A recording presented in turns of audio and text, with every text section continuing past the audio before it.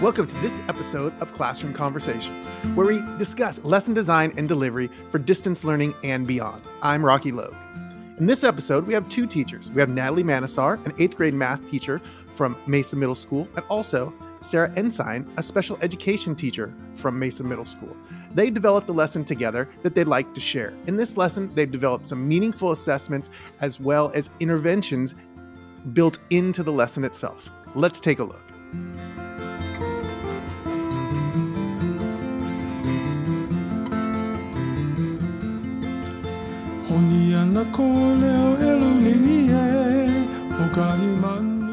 We're going to get started now. We have Sarah Ensign and Natalie Manosar here to present a lesson for us today. So I'm going to let them introduce themselves a little bit more, and then we'll jump into the lesson. So I'm only doing this because, Sarah, you're on the top of my screen, and so we'll go with you first. Can you introduce yourself a little bit? Sure. My name is Sarah Ensign. I am a special education teacher at Mesa Middle School. And I am currently teaching a Math 8 class to a group of my students who are kind of ready to get that push out to general education for math. So I'm co-planning and working with our math department and Natalie specifically, just to kind of make sure we're on the same page and we're kind of developing lessons together that are accessible to all students. All right, perfect. And Natalie, go ahead. I'm Natalie Manosar, and I teach 8th grade math and algebra. And I'm excited to work with Sarah this year because it's pushed us to consider accommodations and just the way that we deliver our lessons to fit the needs of all of our students. So we're excited to share this lesson with you that we worked pretty hard on to develop for this distance learning time. All right, so let's jump into your lesson. Tell us a little bit about, I guess just start with what the lesson actually is and what you're trying to accomplish with the lesson. Okay, so in the past, we've done this lesson as well. We like to do a lot of hands-on labs and activities to get the kids engaged in math and moving around in the classroom. So these mini labs, we would have them measure patterns like stacking books in class, or stacking cups, or making toothpick patterns and figuring out how many toothpicks to make the next link. So establishing linear patterns and then analyzing those linear patterns to develop the rate of change, eventually plot the points and write an equation, which comes later on. So this is the first portion of those mini labs. One of the challenges during this time was how we get these resources to the students. They aren't in class, they can't use the manipulatives. So how do we simulate these labs for them so they can collect the data and use the data to analyze it and work with the mathematics? Sarah? So one thing that I thought was really cool is we kind of give them a range of options within this mini lab. If there's students who are kind of still struggling and we can kind of see that they're kind of having some challenges with it, there's certain videos that we kind of put into this that lent more to those kids who needed a little more scaffolding, all the way up to we allowed for students to kind of create their own pattern and try and analyze it themselves. So there's really kind of a range of options for them that made it a little bit more accessible. And then what I love about the way this was rolled out, I know Natalie's used Seesaw a lot in the past, is there's a lot of accommodations built in, but there's a lot of ways for students to kind of express their learning as well. There's a lot of options for them. And you guys talked about the videos before we got started. So you're using them for scaffolding one, but also you talked about how like some funny aspects to the video. So not only for scaffolding, maybe you can go into some of those or maybe show a little bit of the video or something, how you're getting kids engaged into the lesson as well with the video. So they're kind of twofold, right? They're not just for the information and just to give kids that intervention in the lesson, but you're also engaging them with some ways that you're making the videos. Right. So that was one of the things that we felt was really important during this time is we don't get that interaction with the students. They don't see our personality, and we don't get to interact with them in class and you know, have those fun moments. So we tried to create videos that were entertaining and something that they would want to watch. And so we gave them kind of like little bloopers here and there, along with the data to collect for their project, to get them engaged in the material and interacting with us as their instructor. So, and I guess we'll take a look in a little bit, or maybe we'll post some of them later. When you're making the videos, just as an idea, how long does it take you to make them? What type of platform are you using? Is it something that you're spending hours editing, or is it something that you're using something like Loom or something, or even Seesaw? I don't know if it has a video capturing element to it, but how long is it taking you to make these videos? Well, Sarah, you want to talk about the actual filming of the videos did not take quite long at all. It was actually really fun to film them together. And it depends on kind of what the function of the video is, I guess. There's a lot of times where we're using Loom for screencasts, or we're uploading stuff using Loom for notes, that kind of thing. For this specific activity, Natalie shot the video of me and my helper, which was my son in this case. And then she used, what did you use to edit on this one, Nat? I used Animoto, and Animoto has a free version, and it's super easy just to drop your clips in there and edit it together. They have a bunch of fun transitions, and you can insert text, and it doesn't take long at all. Once you've got them into the Animoto library, which takes a few seconds to upload, you just drop your images and video clips where you want it, and it does the work for you. And it makes a really nice finished product. And that's one thing I think I've learned throughout this whole process, is just kind of like trying new things. And when you try something new, like a video platform, it might take a long time the first time, but then once you get the hang of it, it makes it so easy just to kind of incorporate that into lessons. So far, we've talked just about kind of the beginning of this in your delivery and your instruction. So you got a few things going on, right? You're doing teacher led, so the kids show up, or if they can show up or whatever. So they're teacher led when they show up to your meetings. And then second, you have the videos for them to watch in case, for whatever reason, if they're not there or if they need extra help. And it also looks like you have written instructions on the assignment as well. So you got 3 different delivery modes there. So you got a teacher delivery, and then you have, in case a student isn't there or something or needs extra help, you have the videos and other things. And then that along with your written instructions. And the go ahead, Sarah. The written instructions also have audio. So if it's a student who's struggling with that much like visual input or that much reading, there's an audio option too, where it kind of reads them the directions.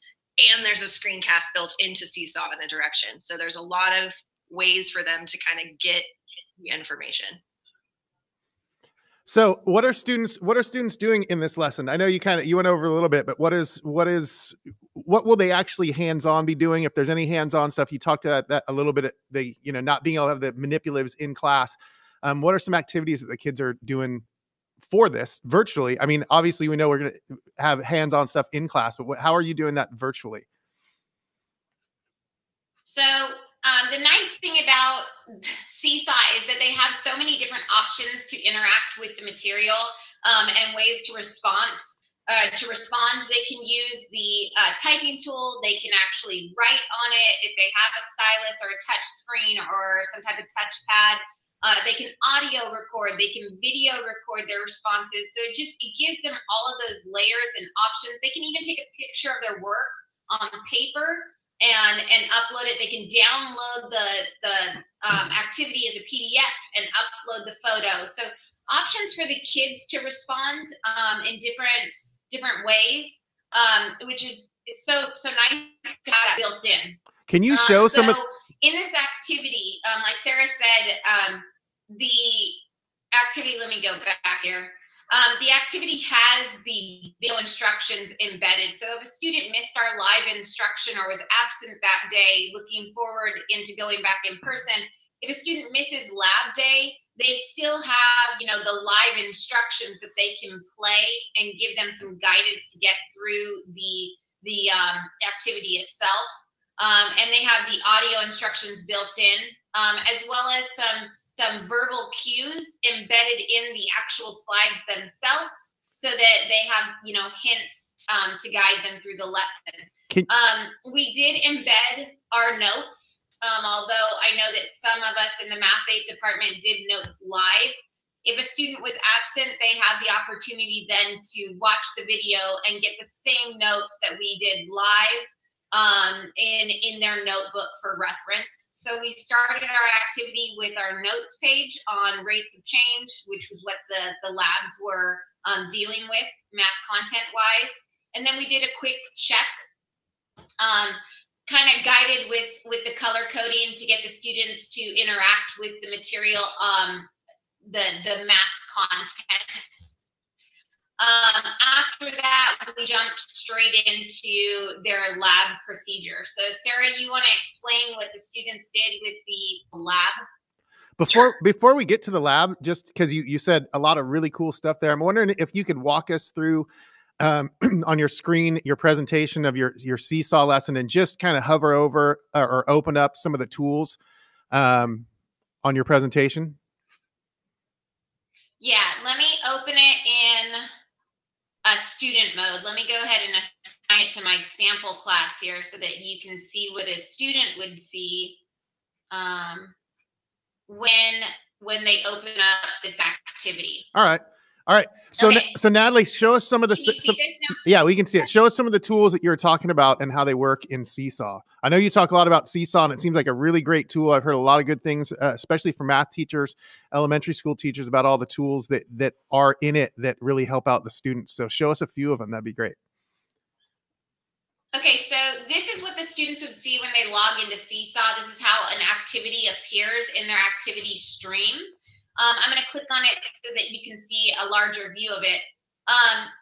So the tile up in the upper left is their multimedia instructions, and you can directly upload from Google Slides a complete slide deck into the video instructions. You can insert an actual video, audio, all kinds of stuff in there. Our instructions include a screencast video for them, as well as some written material. The students see which icons we intend for them to use. And there's a way to get to these instructions when they're actually in the activity itself. And there's those audio instructions. So when students enter the activity, when they hit add response, this is what they're going to see. And it looks a lot like Google Slides. The tools, though, are just a little bit more minimized, straightforward, right there on the screen for them to utilize. Again, if they wanted to see the instructions, they can access the instructions again by clicking on that little bar at the top. So to the side, you'll see there's this typing tool. Seesaw calls it the label tool. It's basically your text box. They have the opportunity to use a mic if they wanted to respond with audio. They can actually screencast using the mic. So it will pick up their sound, what they're saying, as well as what they're doing on the screen. So for example, if I hit this mic here, it's going to start recording my response. Cool little thing, it gives them the pointer tool. So if a kid wants to say, okay, well, I talked about this or that, they can use the pointer tool to point at whatever they're describing. I clicked on the video, watched the video, and I uploaded my notes here. Or if they wanted to draw as they were speaking, you could see what they're doing while they're saying it, which is nice. It's embedded, the screencast is embedded into Seesaw itself. So the kid just has to click done, and it automatically throws their screencast onto that slide. They can take a picture of their work from their paper or record a video of themselves, just like you would like on Flipgrid or something like that, directly onto the slide, or upload a pre-recorded video. There are, backgrounds so they can change it into graphing mode, or, if they wanted to use some type of writing lines, or just want to change the color. There are shapes, and they can insert hyperlinks so there's so many ways that the students can interact with the material and the tools that are provided within Seesaw. It's really UDL built into one platform. Sarah, you want to talk on that? Yes, please. So one thing that I really love is when we do embed our notes like this. It gives students who might need access to a copy of notes or just some extra time to take their notes. It gives them that time they can go back and kind of review it. And the other thing that's really cool is sometimes kids who struggle with the pointer tool, or kids who might want to do their work on paper, they can still do that. They can just take a picture of it and upload it and kind of explain it as well. So I've had a lot of students who kind of struggle with some of the other assignments that are assigned within other classes really be successful here because there are so many options to kind of show their understanding.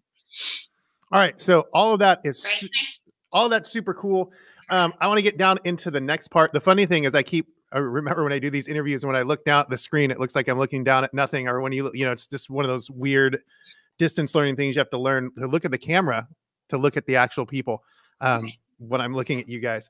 But how are your students assessed on this assignment? So what is, you just named some, you're right, some check for understanding, some quick assessments on here. Well, do you understand the notes, those types of things? But how are you going to assess that they learned what they learned or what they were supposed to learn by the end of this lesson? Right. So I'm going to skip to the third slide. Sarah can kind of talk to you about the bigger portion of the activity itself. Obviously, there was a quick check for understanding to see if they understood what was spoken about in the notes in the live session. But then they needed to apply that context as well apply that content into the context of the lab itself. So Sarah, do you want to talk about what they actually did? Perfect. So this is just kind of the procedural slide, but on the following slide, there's a bunch of different videos that we kind of provided for them. They also had the option to upload their own video down there in the right corner if they wanted to create their own pattern and measure it and analyze their own data. So they can pick 2 of these options, more if they really want some practice, and they're going to analyze the data, take the data, put it into their table, and take a look at the rate of change. Identify if that pattern is increasing or decreasing, and then they kind of show their understanding with these 2 slides. The last slide is that extra practice slide, where we're giving them some tables. And this is just kind of a quick check to make sure that they can understand the rate of change and kind of give that to us. The very, very last slide is something we've started to incorporate too. And it's just a way for us to kind of gauge where they're at. This is also a way that we kind of identify when we're looking at targeted interventions.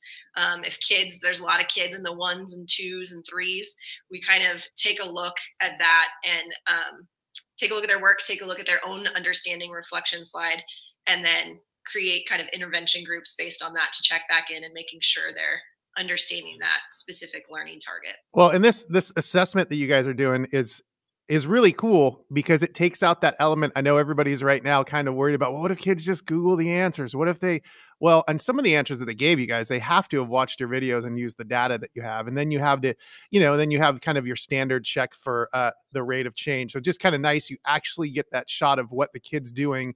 When they're sitting there with the whole internet and they can Google whatever they want and get answers that way. You guys have actually created assessments where you can tell, I can tell exactly what that kid's doing because that assessment is based off of the information that we gave them. So that's a really cool tool for right now as well. And I do like the fist of 5 little activity at the end is very nice for yet another check for understanding to see if you guys should move on and what kids need a little bit extra help, or maybe the whole class does. Maybe it was like, whoops, this one we need to stick with this before we move on. Right. The other cool part about this last slide is providing them with that mic tool too, so they can actually talk out their understanding, tell us what they're struggling with, tell us what they're doing okay with. And as we've moved through this semester, they become super comfortable using that. So it's a kind of just a cool way for them to leave us a little video or a audio message, letting us know what's working and what's not for them. So a couple last questions here. So first of all, how long does it take you in the beginning to put together this type of lesson? When you guys are working together, how much time are you spending putting together a lesson like this? It's pretty similar to creating like a Google slideshow, I'd say.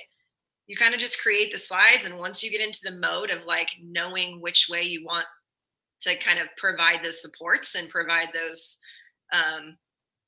ways for them to kind of get the work done, it's pretty similar to just creating a Google slide. What do you think, Natalie? Yeah, I would agree. I mean, I would say from filming to completing these slides and creating this activity, all the editing involved, it took us probably less than a day. To be honest, it was super quick. I mean, the time you spend putting together a Google slide deck, it doesn't take any more time throwing it into a Seesaw platform, and the editing tools that we used for the videos, for the options here. And that's like 7 options, 6 options. It didn't take us all that long. And so it was pretty quick, and it's nice to have it in the future. Yeah, you know, we have all of that pre-recorded, all the data there, so it's easy to tweak if we need to make a little tweak in the future. So this is, we talked about at the beginning, this is a lesson you've always done, right? This is rate of change. You're always going to teach about that in 8th grade math. And you're doing it with manipulatives before we got into our distance learning. Now you've tweaked it, just taking the same lesson, you've tweaked it so we can use it all virtually. And like you just said, it's something that when we go back in the classroom, you've embedded a lot of these other interventions that we're doing now because of distance learning, but they're all things that are going to be super useful when we get back into the classroom. So this isn't a lesson just designed for the now. It's just a good lesson design that can be used during any time. Absolutely. And I think that one of the most powerful things during this time is that with a lesson like this, what's nice is in the digital format, when they submit it and we see their work, we're more focused on the feedback that we provide them, and not the numerical score that they get on the actual work itself. We can give them valuable feedback to help them progress in their academic process and their learning. You know, identify their mistakes, or, you know, work them through those challenges. And I think that's the most valuable piece of the way that this is set up, is that the students get immediate audio or written feedback. And we can actually go in on their work. We can go on top of a student's work in Seesaw, and we can draw on top of it by editing, and we can screencast on top of their work. And that's the most valuable piece for us. It actually doesn't really, like, in my head, when we first started talking about providing that type of feedback, I'm like, that's going to take forever. But once I got into it, it actually wasn't very long, and it was a lot easier than really like typing out all that explicit feedback. You could just jump in their slide and show them exactly what you needed. So it's been really cool. It's been a new addition to my toolbox this year. Well, I think that was pretty cool. I'm going to change the view here. That was a pretty cool lesson. It's hopefully we can get maybe a copy of that, or you can, I don't know if you can share it through Seesaw or something like that, where, or at least the slideshow you guys made in the beginning that I can share, people can check out. But I really appreciate you guys coming today and doing the interview and sharing your lesson. And hopefully you guys, and I told Sarah to take her reindeer ears off. She can put them on now, because we're about to go to break. And so hopefully you guys have a good Christmas break, and, you know, everybody stay safe and healthy. You too, Rock. Yes, thank you. And sooner or later, I work with these two ladies, so sooner or later, hopefully we'll all be back on campus and be able to see each other in real life instead of virtually. So talk to you guys later. All right, thanks. Thank you.